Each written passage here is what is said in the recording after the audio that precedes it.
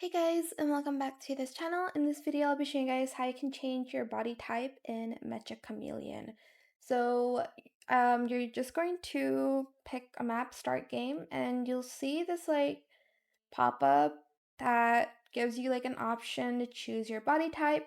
We have the usual one, but we also now have a square body type, I guess. And so you'll transform into it in this kind of area. This is a new feature that they've recently added, but I think this is just choosing a body type for yourself. It's not going to choose for everyone in the lobby in the server, I think. I'm not actually sure if there's a way to change it. But yeah, that is it for this video. I hope it was helpful for you guys. Don't forget to like, comment, share, and also subscribe to this channel if you haven't done that already. If you have any more questions about this video, just leave it in the comment section down below. I'll try my best to answer them all for you guys. And if you found this video helpful, please click the thanks button as well. That is it. Thank you so much for watching. Bye!